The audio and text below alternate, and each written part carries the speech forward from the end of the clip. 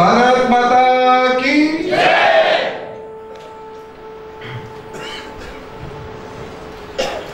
माँ भारती को प्रणाम करता हूँ। आप सबके ईश्वर माता पिता को प्रणाम करता हूँ। मंच पर उपस्थित इन विद्वान जी, उनको हृदय से प्रणाम करता हूँ। कर्नल RSN सिंह साहब, आदरणीय पुष्पेंद्र जी, हमारे आश्रम परिवार के लिए DIG साहब श्री सुदीप सिन्हा जी, और मेरा बुलंद सौभाग्य है कि ये कार्यक्रम ऐसे पावन चरणों के सानिध्य में हो रहा है जो स्वयं संन्यास और त्याग की प्रतिमूर्ति है। अतुलित ऊर्जा उनके अंदर है, एक सन्यासी का स्नेह उनके अंदर है, और एक सन्यासी के अंदर छुपा हुआ योद्धा भी उनके अंदर है। ऐसे परम पूजनीय गाथा स्मरणीय स्वामी जित्यानंद स्वामी जी के चरणों में प्रणाम करके मैं आज की बात प्रारंभ करना चाहता हूं।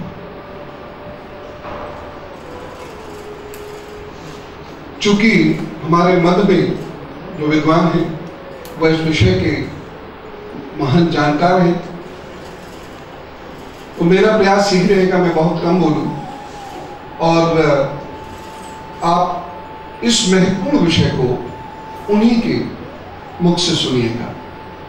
बस कुछ भूमिका है जो मैं बांधना चाहता हूं, और जैसा कि आप सब जानते हैं, जो आश्रम परिवार के लोग हैं वो जानते ही हैं, हमारा प्रारंभ इदम राष्ट्र इदम न मम से होता है। जो है सो वो राष्ट्र का है, मेरा अपना कुछ भी नहीं है।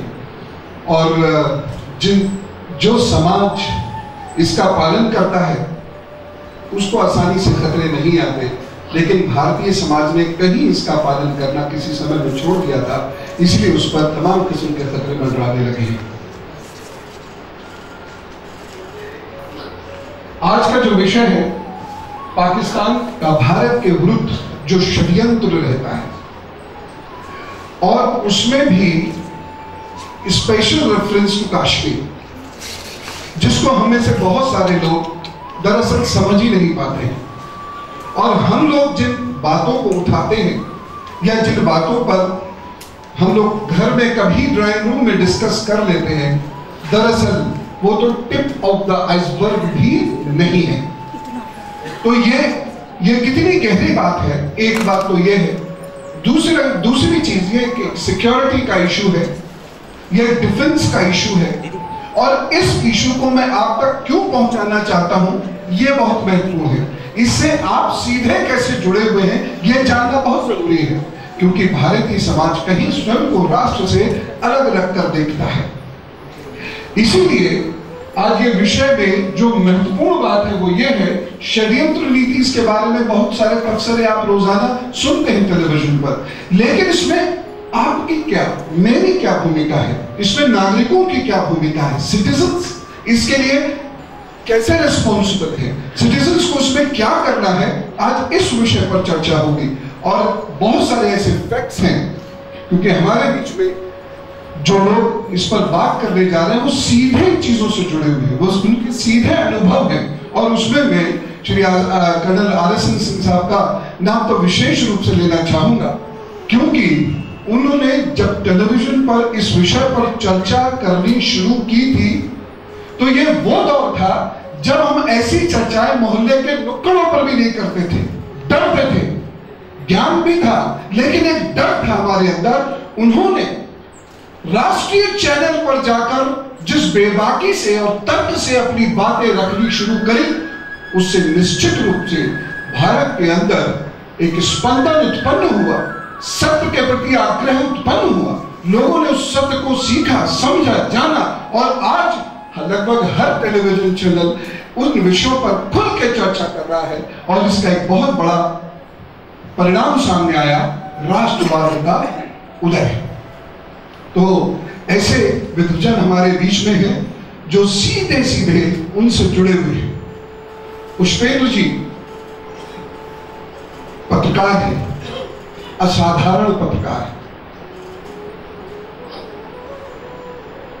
एक पत्रकारिता तो है, खबर लेने गए, खबर लेकर आ गए, एडिट की, छप गई। दूसरा पत्रकार जान पर खेल कर खबर को इकट्ठा करता है। पुष्पेंद्र जी उस श्रेणी के पत्रकार हैं। ऐसी ऐसी जगहों पर आप पहुंचे हैं, ऐसी ऐसी जगहों पर जाकर आपने आतंकवादियों के इंटरव्यूज किए हैं और उन्हें एक्सपोज किया है, जहां पर पुलिस और सुरक्षा के लोग भी जाने को आसानी से तैयार नहीं होते। और ये कोई सरल बात नहीं।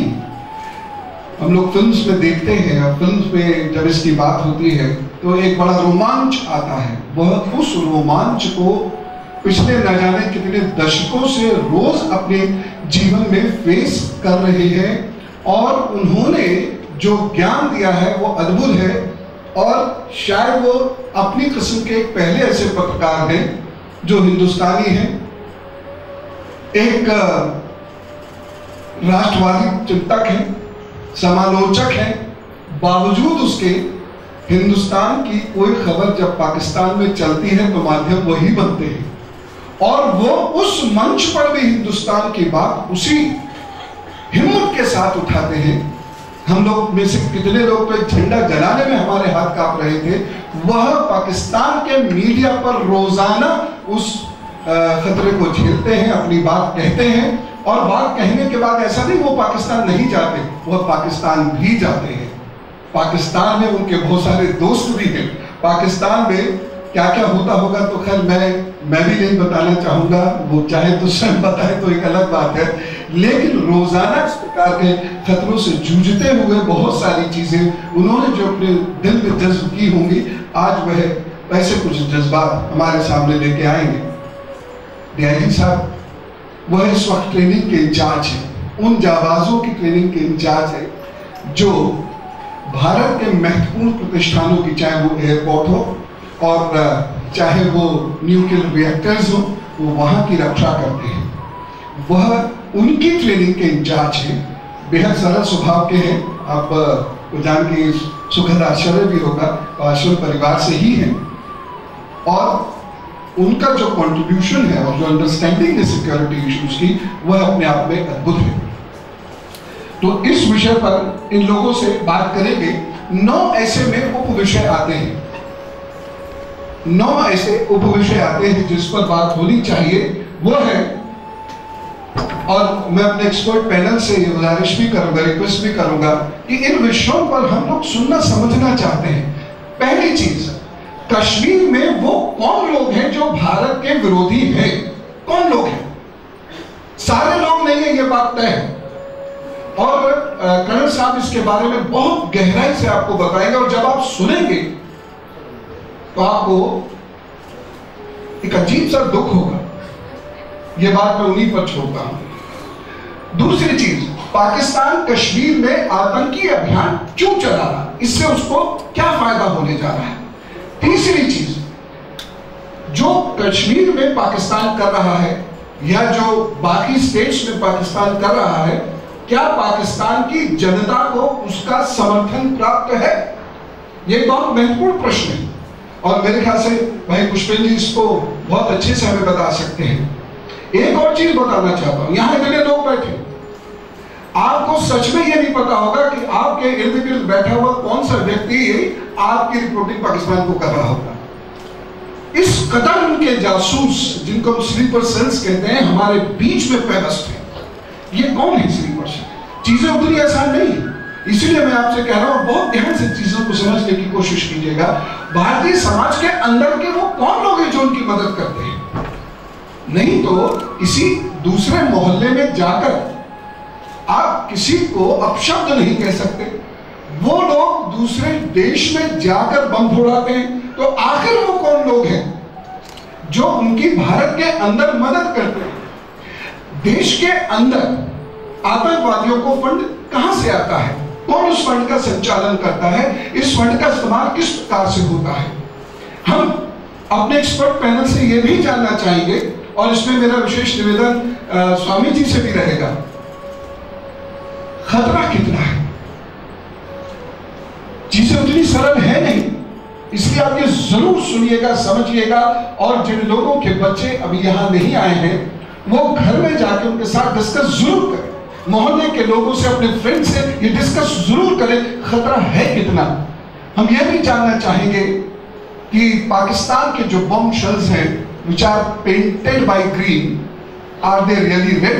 यानी चीन का इसमें क्या रोल है और इससे निपटने को नागरिक कैसे तैयार हो। अब ये सारी बातें हमें करनी है।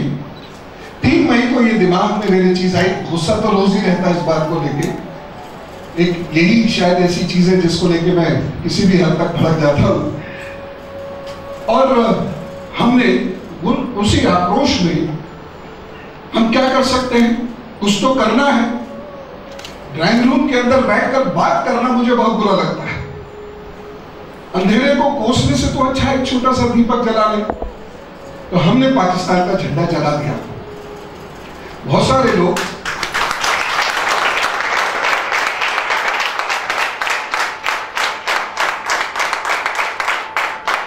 युद्ध हो रहा है, सिपाही अपनी जान से जा रहा है, ये एक बात है, लेकिन दरिंदगी की कोई तो सीमा तय होनी चाहिए। हमारे बीच के शहीद, उनके पिताजी और ताऊजी हमारे मध्य यहाँ उपस्थित है, वो इस दुख को ज्यादा समझेंगे, हमसे भी ज्यादा समझेंगे। एक तो हमने अपना व्यक्ति खोया, लेकिन दूसरी चीज उसके साथ जिस स्तर की दरिंदगी हुई और उसके खिलाफ ये 133 करोड़ लोग चुप बैठे, ये बर्दाश्त नहीं होता। और फिर ये 133 करोड़ लोग कहें कि हम ऋषियों की संतान हैं, हम शिवाजी की संतान है, हम महाराणा प्रताप की संतान है, हम गोविंद सिंह जी की संतान है, तो ये और बर्दाश्त नहीं होता। खैर, बहुत सारे लोग इस मुहिम में आए, हमें तो पता भी नहीं था। आप देखिएगा बहुत सारे लोग धीरे धीरे जुड़ते चले गए। और आपको मैं ये बताना चाहता हूं, बहुत सारे उन लोगों को जो आश्रम परिवार के नहीं हैं, छोटे छोटे बच्चों ने इसमें साथ दिया, उनके और उनके माता पिता को मैं साधुवाद कहना चाहता हूं, हृदय से बहुत सारा प्रेम और आशीर्वाद देना चाहता हूं। इन छोटे बच्चों के हाथ नहीं कांपे, जबकि बहुत सारे बड़े ऐसे थे जिन्होंने पाकिस्तान का झंडा जलाने में कहा ये तो बड़ा खतरनाक काम कर रहे हैं आप, और ये जो सेंटेंस है ना, झंडा नहीं जलाना चाहिए, बड़ा खतरनाक काम है, इसका क्या इंपैक्ट है अभी आपसे बात करता हूं। तो सब लोगों ने धीरे धीरे ये मुहिम बढ़ती चली गई।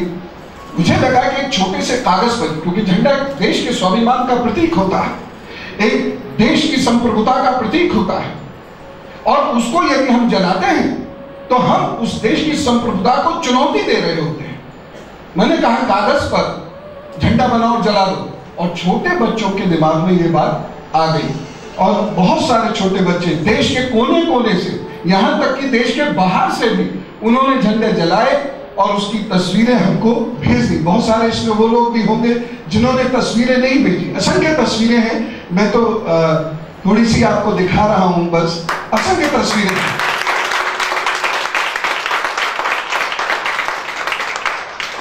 ऐसी, और एक बार जब झिझक टूटनी शुरू होती है तो उसके बाद फिर समझ में आता है चीजें उतनी कठिन नहीं है। चीजें तब तक कठिन है जब तक हम झिझक रहे, डर रहे, संकोच में हैं। और लोगों ने बिना किसी पुलिस परमिशन के भी ऐसी ऐसी महत्वपूर्ण, ये जयपुर का सीन है, ऐसी हमारी मन्नू दीदी और सीमा दीदी, वो तो सीधे अमर जवान ज्योत पे चली गई, वहां झंडा जला दिया बिना किसी पुलिस परमिशन। वाले जी और प्रमोद जी, आश्रम परिवार के कुछ लोगों को लेकर बिना किसी पुलिस परमिशन के आईटीओ पर झंडा जलाया गया। पुलिस हेडक्वार्टर में ठीक काम है। एक बार झिझक और संकोच टूटना जब शुरू होता है तब व्यक्ति के अंदर से डर निकलता है। वैसे तो हम लोग शिव के उपासक हैं, शिव जब किसी से नहीं डरे कृष्ण जब किसी से नहीं डरे तो उनके उपासना करने वाले लोग जब डरते हैं तो उनकी उपासना पर मुझे संदेह होता है। खैर, हम आगे की बात करते हैं। इस प्रकार से ये मुहिम चलती चली गई और ये मुहिम बहुत बहुत बड़ी हो गई। 21 मई यानी आज का जो दिन है, बहुत जल्दबाजी में मैंने ये कार्यक्रम किया और श्री नंद किशोर जी भी हमारे मध्य उपस्थित है। मैंने 12 ही बजे आपसे निवेदन किया, हमारे माननीय विधायक हैं और आप यहाँ पर उपस्थित हुए श्री नंद किशोर जी। 21 मई की एक छोटी सी जिद ये जरूर है, ये मैं इसलिए यहाँ पे करना चाहता था क्योंकि आज आतंकवाद विरोध दिवस है, आज एंटी टेररिज्म डे है। इसीलिए एक मन में एक जिद सी थी कि इसी ही दिन हम इस विषय पर बातचीत करेंगे। दुनिया में न जाने कितनी जगह आज इस विषय पर बातचीत हो रही होगी। बहुत साल पहले की बात है, 2004 या 2005 की, तब भी मैंने एक ऐसी मुहिम चलाई थी जिसमें मुझे जस्टिस जे.एस. वर्मा जी जो दिवंगत हो गए हैं उनका बड़ा सहयोग मिला। और ये मुहिम, बहुत सारे लोग डरते थे मुरादाबाद जैसी जगह में हम इस मुहिम को कैसे करेंगे। ये मुहिम मुरादाबाद में चली। मुरादाबाद के बारे में आप में से बहुत सारे लोग शायद जानते हो। ये मुहिम मुरादाबाद में चलाई। वहां का एक हिंदू कॉलेज है, उसके अंदर कार्यक्रम हुआ। Justice JS. वर्मा भी, कुलभूषण वाजपेयी मेरे साथ गए थे उसमें, और वहां भी हमने ये उस वक्त ये मुहिम चलाई। और सबसे ज्यादा जो हमें उस वक्त भी ये सपोर्ट मिला इस मुहिम को, वो यंगस्टर्स से मिला। वो बात अलग है, मेरे पास आर्थिक साधन नहीं थे, मैं उसको बहुत ज्यादा कैरी ऑन नहीं कर पाया, लेकिन उसका एक दुखद परिणाम ये भी था, माता पिता ने अपने बच्चों को घर में बिठा दिया कि तुम इन झंझटों में मत पड़ो। कैसी सोच है भारत के अंदर, समझ में नहीं आता। आज भी इस मुहिम को आप सभी लोग आगे बढ़ाने में मदद करें, ऐसी मेरी कामना है, क्योंकि आश्रम का कार्य है जागरण। जागरण के 3 स्तर होते हैं। सबसे पहले स्वयं का जागरण होता है, स्वयं के अंदर के ब्रह्म का जागरण होता है, और स्वयं के कर्म का जागरण होता है। यह आश्रम का काम है। गुरु वशिष्ठ से लेकर अगर आप स्वामी विवेकानंद जी तक देख लें तो इन 10,000 सालों से अधिक आश्रम व्यवस्था ने यही ही काम किया है समाज के अंदर। उसके बाद समाज का जागरण है और उसके बाद राष्ट्र प्रेम का जागरण है, क्योंकि हम राष्ट्र देवो भव रोजाना कहते हैं। यह होता है प्रभु नाम ध्यान के साथ साथ प्रभु काम से भी, जिससे सनातन समाज शनय शनय दूर हो रहा है। नाम खूब हो रहा है, कुछ लोग ध्यान भी कर लेते हैं, लेकिन काम नहीं कर रहे, ये नुकसान हो सकता है इससे। इस मुहिम के दौरान कुछ प्रश्न उठे और वह बहुत सारे लोगों के मन में रहते होंगे। एक प्रश्न ये उठा, महाराज जी, संत लोगों को इन सबसे क्या मतलब? हम पाकिस्तान के विरुद्ध जा रहे हैं, संत लोग इसका मतलब दायरों में सिमट रहे हैं। किसी ने मुझे ट्वीट किया कि अब संत लोग दायरों में सिमट रहे हैं, यानी संत लोगों को इससे क्या मतलब? संत लोगों को ये सब कुछ नहीं करना चाहिए। फिर क्या करना चाहिए? सिर्फ आपको कुछ कर्मकांड सिखा दे, कुछ अनुष्ठान सिखा दे, बस यही है? संत का काम ही जीवन जीना सिखाना है। महाराज इस पर ज्यादा प्रकाश डालेंगे। एक प्रश्न ये उठता है, हम वसुधैव कुटुंबकम की संस्कृति वाले लोग हैं, हमें अच्छा नहीं लगता पाकिस्तान को कोसना। वाह, कौन सी वसुधा, कौन सा कुटुंब? अगर आप इसे इतिहास के नजरिए से भी देखते हैं तो हम जिस वसुधा की बात करते हैं, उस वक्त जो दुनिया है उसका 35% हिस्सा भारत के पास था, 35% लोग भारत के पास थे और 35% धन भारत के पास था। इसीलिए भारत को सोने की चिड़िया कहा जाता है। आज वो वसुधा है ही नहीं, उस वसुधा में पाकिस्तान नहीं है। हम उस वसुधा के कुटुंब की बात करते हैं। नहीं जी, तो इतिहास के अच्छे जानकार हो, जानते हैं इस बात पर। हम ये जो वसुधैव कुटुंबकम की बात करते हैं, 10वीं और 11वीं शताब्दी के मध्य ये वसुधैव कुटुंबकम का हितोपदेश में वर्णन आता है नारायण पंडित जी की कहानी का संग्रह है, और जिसमें आगे जाकर एक राजा के 3 बिगड़े हुई औलादों को ठीक करने के लिए एक बात कही गई है कि तुम लोग अच्छे बनो, सबके साथ नेक बनो। क्योंकि ये पूरी धरती तुम्हारा कुटुंब है। और उस वक्त धरती का जो चित्रण है वह जम्बूद्वीप की सीमा के बाहर नहीं, इसीलिए वसुधैव कुटुंबकम की बात की जाती है। उसमें शत्रु देश नहीं, उसमें आपस में लड़ाई जरूर हो रही है, लेकिन उस समय फौजें आपस में लड़ रही हैं। महाभारत काल तक भी फौजें आपस में लड़ रही हैं। संध्या में गुरु से मिलने जा रहा है विरोधी दल का शिष्य, यह उस समय की वसुधा की बात है। और जब समय बदलता है, काल बदलता है, तो परंपराओं में परिवर्तन आते ही हैं। इसलिए आज यदि हम बात करें 2000 साल और 3000 साल पहले जो वसुधैव कुटुंबकम था, आज उसे माने तो हमारे पास सिर्फ बर्बाद होने के अलावा और कोई रास्ता है ही नहीं। 10वीं 11वीं शताब्दी में भी यह कहानी में आ गया है। यह हकीकत ना थी ना कभी होगी।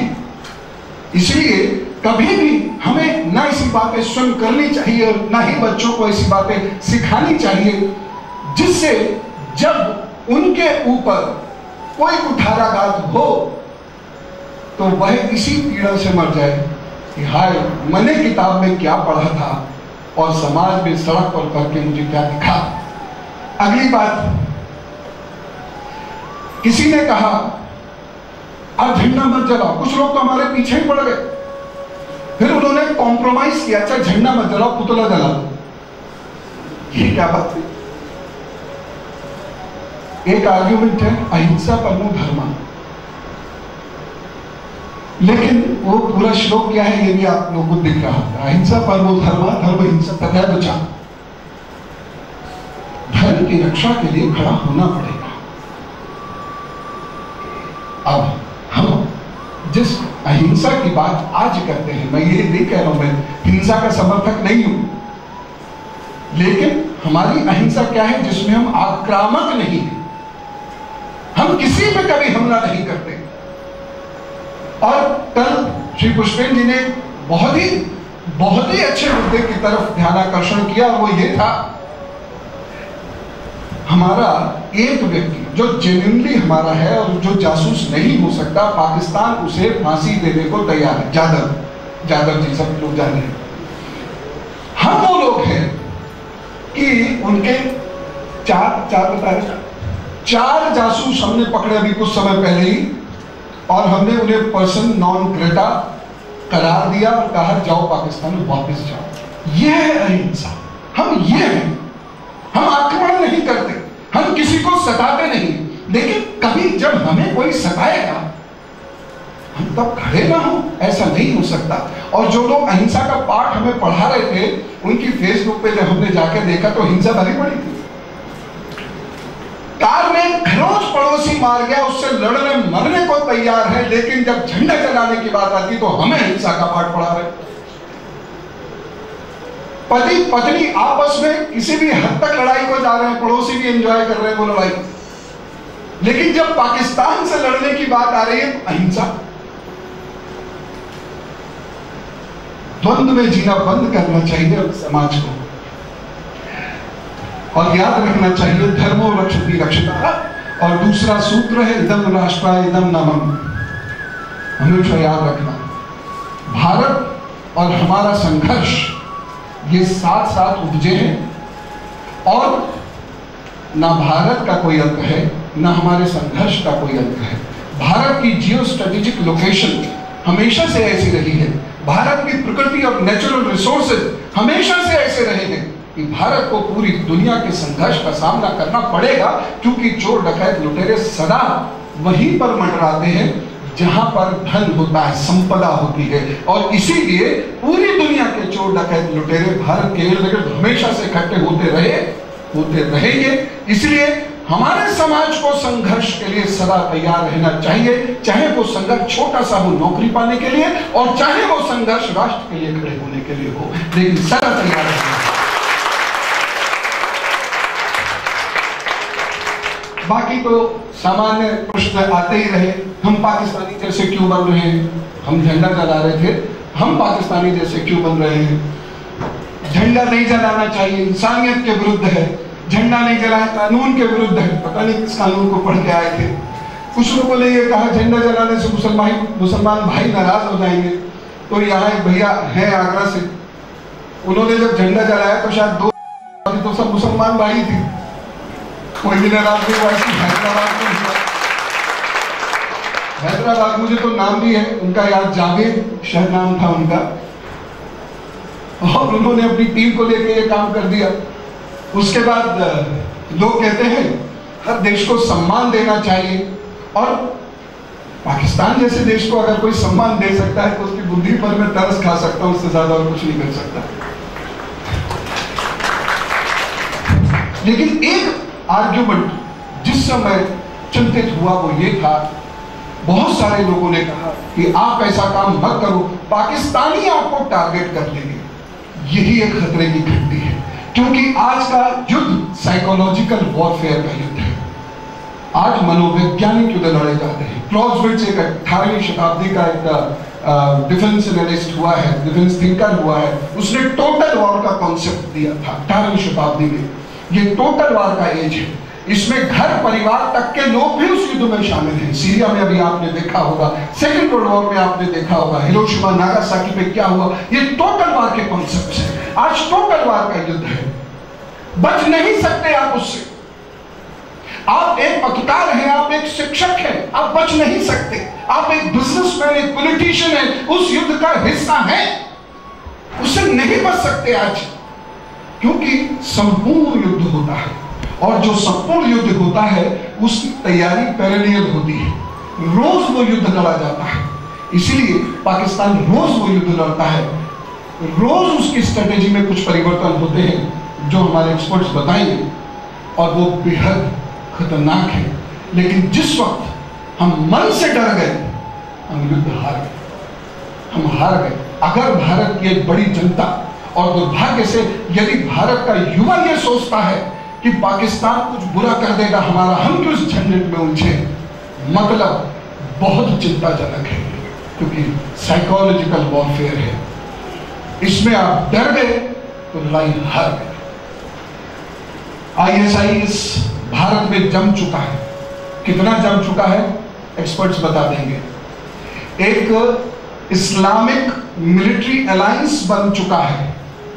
राहिल शरीफ उसके जो पाकिस्तान के जनरल थे, उन्होंने उसके जनरल का पदभार ग्रहण कर लिया। सऊदी अरेबिया से वो फंडेड है, उसमें 41 कंट्रीज जुड़े हैं, ये सारे सुन्नी कंट्रीज हैं, और ये किस हद तक जा सकते हैं अभी आप उसकी कल्पना नहीं कर सकते हैं। साइबर आतंकवाद जिसका शिकार भारत का लगभग हर युवा किसी न किसी दिन होता है या होगा। नार्को टेररिज्म, जो हम ड्रग्स ले रहे हैं या जो हम शराबें पी रहे हैं, और जो शराब समाज में बढ़ती जा रही है, बेहद खराब है। 7,500 करोड़ रुपए हर वर्ष पाकिस्तान केवल पंजाब से कमा के ले जाता है ड्रग्स बेच। हरियाणा, उत्तर प्रदेश और बाकी राज्य अलग की बात है, केवल पंजाब का आंकड़ा दे रहा हूं। बहुत खतरनाक चीज है। और ये ड्रग्स का मतलब केवल पैसे कमाने से नहीं है, वो उस पूरी जनरेशन को खत्म और बर्बाद करना चाहता है। इसलिए इससे बहुत ज्यादा संभल कर रहे। क्या रोल्स हैं, कैसे होगा, शिक्षण संस्थान, मीडिया, सोशल मीडिया आदि आदि सब कैसे कार्य करेंगे, ये हम एक्सपर्ट से जानेंगे। लेकिन मैं चलते चलते 2-3 बात कहूंगा। आक्रोश प्रकट करना सीखिए। हम वहां लड़ते हैं जब लड़ने की एक्चुअली जरूरत नहीं है, क्योंकि हम कायरता की बात करते हैं। जहां वीरता दिखाने की आवश्यकता है वहां वीरता दिखाएं। कुछ लोग ये कहते हैं बटालियन बनाओ, बॉर्डर पे चले जाओ। ये क्या मजाक है? अब इस उम्र में मुझे बॉर्डर पे कौन लेके जाएगा? मैं बटालियन बना सकता हूं, मैं हथियार चला सकता हूं क्या? मुझे कौन लाइसेंस देगा? और वहां क्या चलाऊंगा? छर्रे वाली बंदूक। ये जो अजीब अजीब से समाज के कुछ कथित बुद्धिजीवी हैं जिन्हें करना नहीं होता, वो एक्चुअली आपको डिस्टर्ब करते हैं अपने फॉल्स आर्ग्यूमेंट्स देके, जिन्हें कुछ नहीं पता, वो ऐसी बातें करते हैं। ये संभव नहीं। एक बड़ी टफ ट्रेनिंग से गुजरना होता है, तब कोई बॉर्डर पे जाने का सौभाग्य पाता है। मुझे ले जाए तो मैं तो आज भी पूछूं। टू गुड होने का, देखो, अच्छा होना और अच्छे होने का दिखावा करना, ये दोनों अलग बातें हैं। पकड़ में सब आता है। टू गुड बनने की कोशिश मत कीजिए। जहां पर स्टैंड लेना है स्टैंड लीजिए। जिंदगी में एक तो टारगेट हो, नहीं तो जिंदगी बर्बाद है हमारी। एक टारगेट तो हो हमारे पास, जिंदगी जीने का कोई मकसद तो हो हमारे पास। और बाकी यहाँ बहुत सारे ऐसे लोग हैं जो बहुत सारी चर्चाएं करवाते हैं शहर गाजियाबाद में। उनसे मेरा एक छोटा सा निवेदन है, कभी कभी इन विषयों पर भी चर्चा करें, क्योंकि वह विकास बेकार चला जाता है जो विकास डिफेंडेड नहीं है। अनडिफेंडेड डेवलपमेंट इज यूजलेस, हमेशा ध्यान रखिएगा।